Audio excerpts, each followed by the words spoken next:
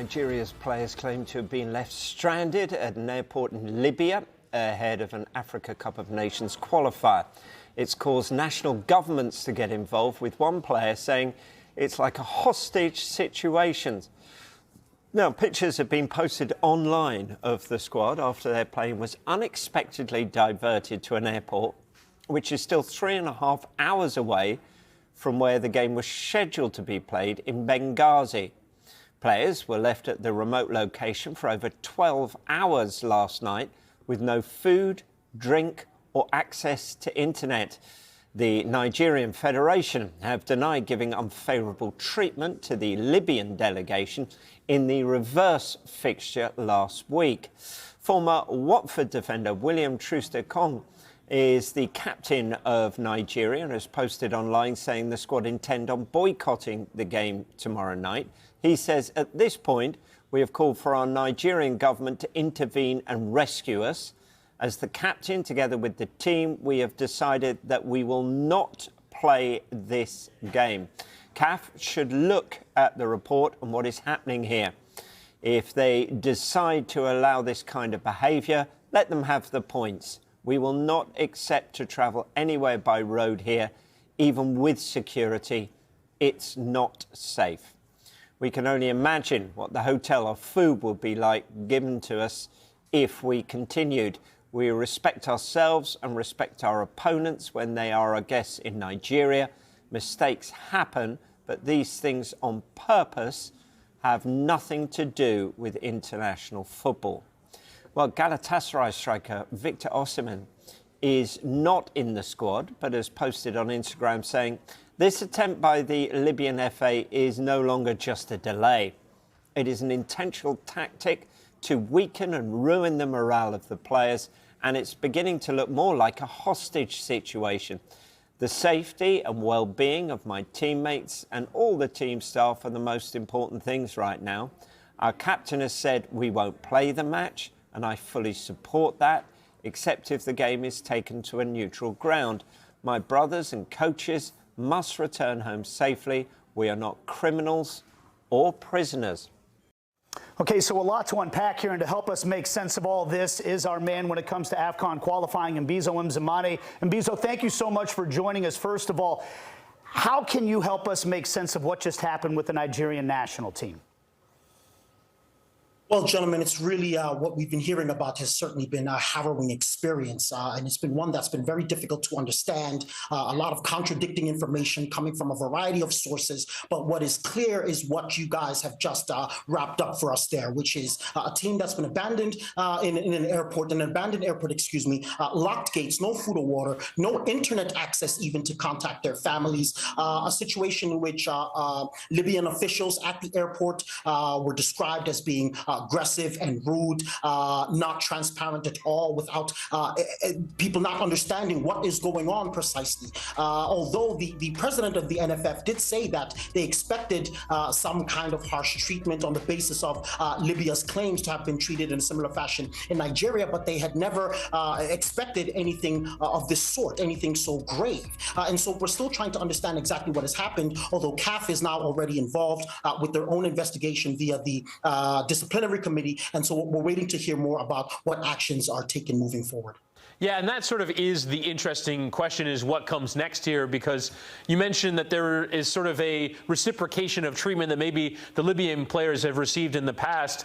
How often has this happened in your experience of covering African football? Well, unfortunately, this kind of off-field tactic, logistical tactic, is not uncommon in the African game. But again, I reiterate that nothing to this extent I think I've ever seen, certainly not in recent times. And while Libya might claim that they were treated in a similar fashion in Nigeria, the Nigerian officials have a lot of documented proof that this, in fact, was not the case, and that whatever logistical problems that Libya did experience in the country was due to the their own doing. So, for example, asking for a plane to land in Port Harcourt as opposed to Uyo as initially agreed upon, and then deciding on their own volition to not take that charter flight further forward to Uyo and rather go by road, which was something that the NFF advised against, offered them counsel, even offered them transportation, and they decided to find their own, which did not pan out very well. And a lot of people are beginning to think that Nigeria is being scapegoated for poor management and mismanagement from the Libya FA, who in recent times have come into some criticism, even by their own former president, who recently resigned on Sunday. So it's very odd what's going on here. And again, we wait to hear the concrete facts coming out of CAF. Victor Osimhen made a post that first brought this to our attention when he was speaking up for his Nigerian national team. As we take a look at it, disappointed by the unfair treatment my brothers and coaches are facing at the Libya airport last night. Actions like this go against the spirit of sportsmanship. My support is with my team. I know they'll stay strong despite these obstacles. I call on CAF and other football bodies to intervene as my teammates and officials are still stranded at the airport. This is uncalled for and inhumane. We stand together stronger than ever. And so this call to CAF to do something about this, I'm curious what they can do and what should be done about it. For more perspective on this, we also want to bring in our good friend Michael Lahoud, who has played for the Sierra Leone national team and has some experience in some of these matters. Michael, what was your reaction, first off, just when you saw the news of what was happening with the Nigerian national team? Well, it was twofold. One was shaking my damn head because this has happened time and time again all across Africa. This isn't a Libyan issue. It isn't a Nigerian issue. This is a CAF African footballing issue. And the second was that I've experienced this before. It was deja vu all over again. And I've experienced this in Kenya. I've experienced this in Cote d'Ivoire. And this has to stop. And the only way it's going to stop is that not CAF, who doesn't have any power, who refuses to make any disciplinary actions, FIFA. FIFA has to get involved in a way where suspensions, fines, bans are issued. That's the only way it's going to change. When you say that these experiences resonate with you, Michael, can you describe maybe one of those two experiences you mentioned, either in Cote d'Ivoire or I believe it was Kenya that you said as well? Yeah, there was a AFCON qualifier that we had. We played Kenya, and then we were going to go to Seychelles, and it was a nightmare. We get to Kenya, and when we get to Kenya, our gate gets locked. And one by one, people throughout the airport get escorted out of the airport, and then we realize that we're the only ones left in the airport. And then military officials start coming, dogs start showing up, and they tell us, there's no way they'll allow us to get out of the airport. At the time, there was an Ebola outbreak that happened in Sierra Leone. Not one of our players had been to Sierra Leone in the last calendar year, and they kept us and held us stranded for almost 8 hours. Like the Nigerian national team, without any resources, without food, without water, this has kind of become protocol. Now, at the time, we were doing well in the group stages, and similar to Nigeria, they had just played Libya and wiped the floor with them. It was only 1-0, but they were dominant, and they're about to punch their ticket to the African Cup of Nations. If you look at the table, Libya, they're stranded with, I think, 1 point. And so there's this desperation, win at all costs, and it leads me to this. There's a ruling in FIFA that government should never interfere with football. Time and time again, that ruling does not matter in Africa, and it has to stop. It's a corruption that's deep-rooted, whether it's government officials, whether it's CAF itself, and it just goes all the way to the top. And this is one of the things that's putting a massive stain on the African game. I want to explore the call that you just made for FIFA to step in, though, Michael. And Mbizo, I'd like to direct this question towards you because as I sit here listening to you guys paint a picture, it's a confusing one. There's a lot of he said, well, they did this to us, and this is retribution for that. Is there any danger in an outside body that is not familiar with what's happening in Africa on a consistent basis coming in and telling everybody how these punishments are going to be handed down? Well, certainly there is. And of course, as Pan-Africans and African football proponents, we'd love to have CAF step into the situation and obviously sanction who they need to sanction and take this issue very seriously, which they have given a statement that they will do. But as Mikey has spoken about just now, this is an ongoing issue. And a lot of people doubt whether CAF is resolute enough to hand down the requisite punishments. And again, these are elements that really bottleneck the development of African football. And I certainly believe that there is some modicum of corruption because when you think about it, for example, there are reports that Libya wanted to save money rather than take this charter flight and rather do something else when they were in Nigeria. And you wonder, where is that money going? This was the money that was designed for that. What is CAF going to do? Who is in hand? Who's holding whose hand? So, I mean, you at some point you have to say, well, perhaps there is a need for intervention from FIFA. Although we'd love to give CAF an opportunity to do something about this. It is an enormous issue. And then in their incapacity to handle this issue, then perhaps it should go to the higher-ups for them to deal with it in a more resolute fashion. Michael, I feel bad because this puts pressure on players that is not down to them, right? It's not the players' fault that they're in the situation, nor is it their responsibility to fix it. But how important is it that the likes of Victor Osimhen, Victor Boniface, the captain William Troost-Ekong, using their platforms in this manner to kind of galvanize the footballing world around them and maybe actually start to address these problems head on? What do you feel is the players' responsibility in being part of the solution?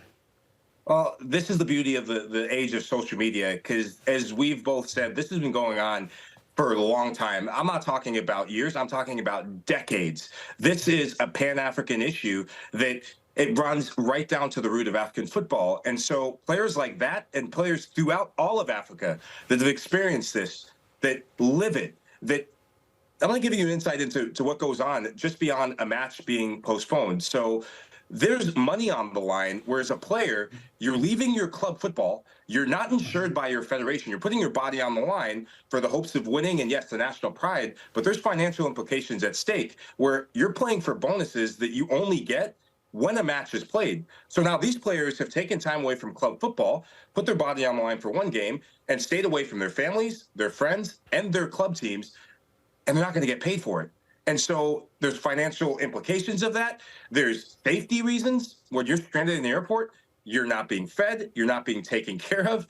Your safety is on the line. And there's flashbacks I'm having when you're being on lockdown and then governments get involved, bureaucratic decisions get involved. There was a moment where we were on the run in Kenya itself, moving from place to place as almost we were fugitives. That is the height of what this can get to if left unchecked.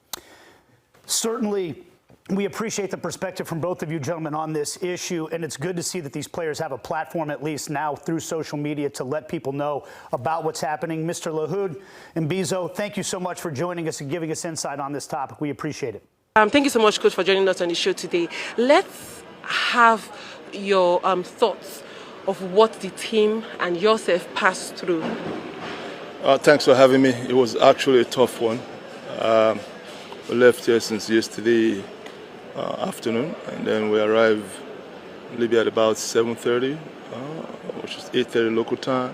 So from that yesterday up till now, we've been, do I use the word held hostage somewhere? We couldn't get out. It was a bit of a trauma for everyone, but the thing is I can't really comprehend what must have informed that. Because we all know how football can unify nations, can unify people. And for Libya to act in that manner, or Libyans to act in that manner, was very strange to me. You know, but however, I want to say big thanks to the federal government of Nigeria for the quick intervention, especially Minister of Sports, Senator Oko. And another good thing is the boys are not really, I won't say they're not worried, but mentally they're still strong. You know, it would have been nice to come back home with 3 points. Unfortunately, the game didn't hold.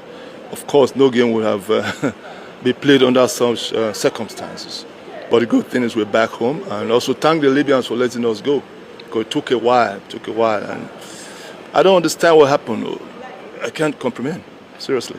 Well, we already know that CAF has said that they will look into it, that the disciplinary committee will take action. But let's talk about sportsmanship.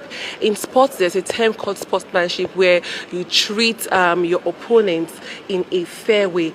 Was that the direct opposite of what you encountered, knowing that the global practices state that they should receive their guests with the utmost welcome? Absolutely. But you see, the comment from the captain last time when they came here, I think triggered the whole thing, which was not correct. Although they did apologize during the match, pre-match meeting here, and because it was their fault that they landed in Port Harcourt. And Nigerians or Nigeria will never ever treat any team like this, never. And then I think the public was incited for some reason, and they started acting unfunny, you know. But you know,